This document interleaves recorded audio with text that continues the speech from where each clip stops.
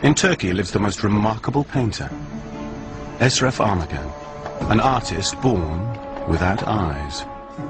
No one can call me blind. I can see more with my fingers than sighted people can see with their eyes. Eşref proves that you don't need eyes to see.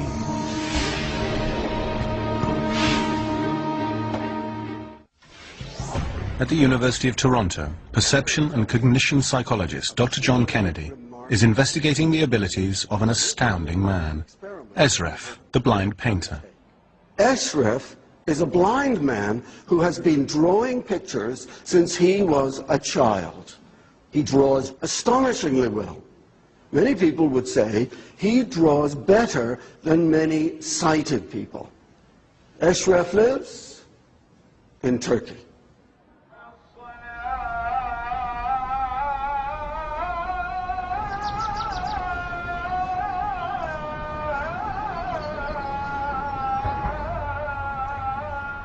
Eşref Armağan has a genetic mutation that caused him to be born without eyes. This seeming defect has given him the most remarkable power. While he paints a landscape he cannot see, this artist is changing everything science has assumed about vision. Eşref has never seen light. Paint a picture is that I start by imagining shapes that I have already felt. Then I form those shapes into the painting I want to create. I make a plan of the picture completely in my head before I start to draw it.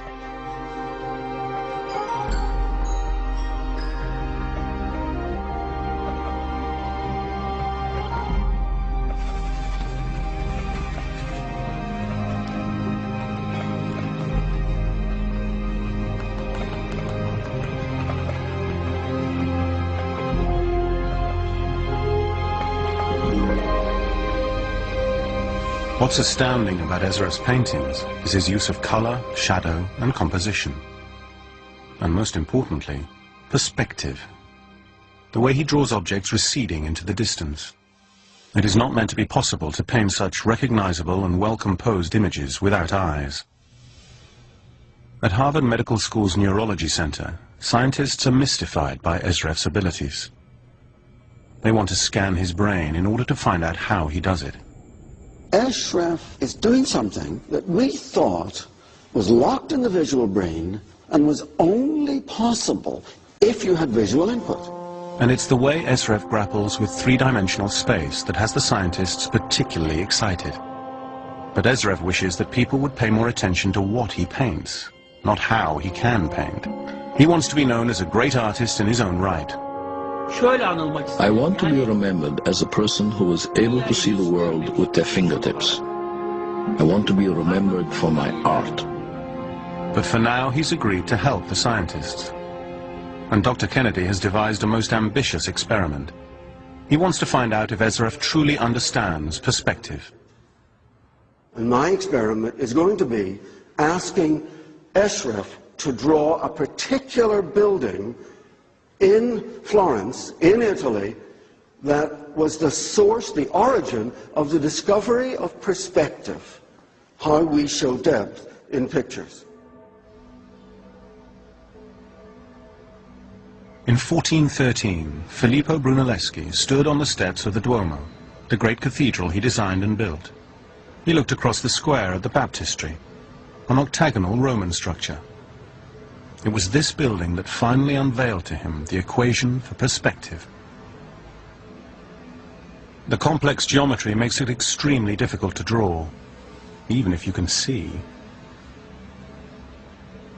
Can he tackle a complicated object like the baptistry and handle all its parts and draw it and get all three dimensions of space and get them right?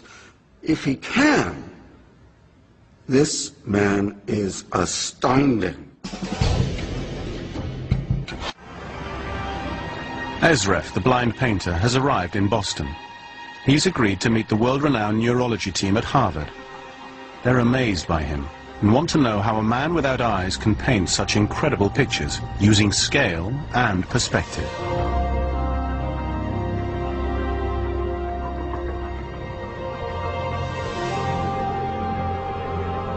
Their experiment will involve putting Eşref in an MRI scanner, asking him to draw and observing the activity in his brain.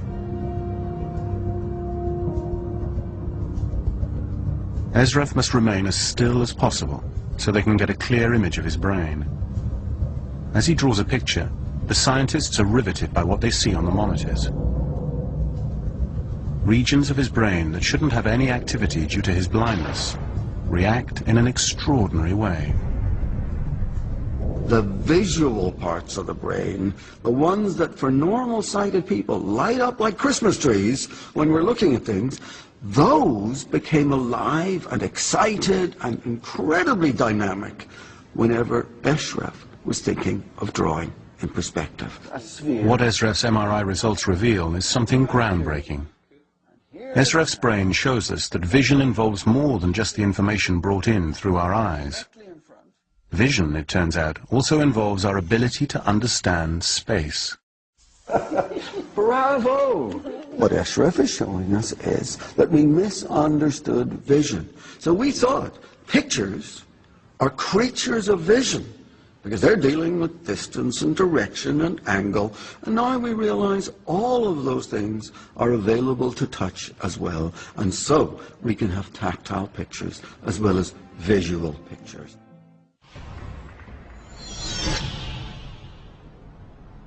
As Wim forges through the frozen wasteland, a blind man from Turkey is going to attempt to outdo Filippo Brunelleschi, the most important architect of the Renaissance. I'm going to ask Eşref to sit here where Brunelleschi was and draw this building. John? Eşref! How are you? How nice to see you. We have so much to do. There is a really interesting building right beside us. And I'm going to ask you to draw it. First, we got to find out the shape of the building. There's the side, right? Then you come to the corner. And then it goes at an angle. Eşref has been given no prior clues about this building.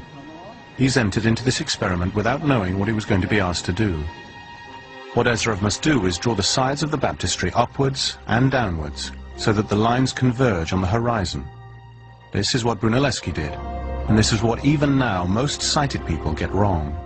Okay, Eşref, what I would like you to do is to draw the baptistry as if you're standing in front and the roof is far above your head and you're in front of one wall of the building. Okay, go for it.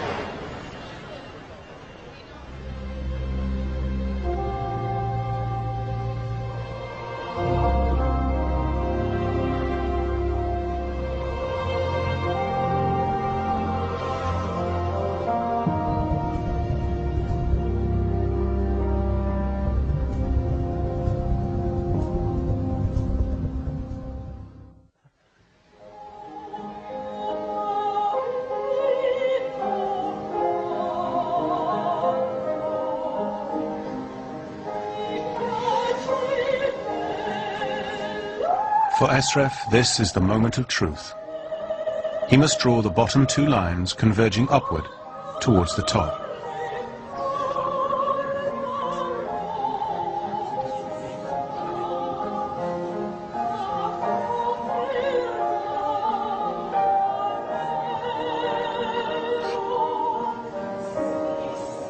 Eşref Armağan has just set his place in history.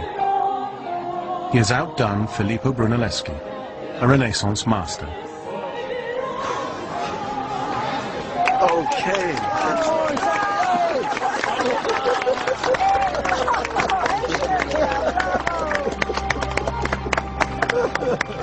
Bravo, bravo ya. Çok iyi yaptın. This is a moment that happened first 600 years ago. The next time it happened was today.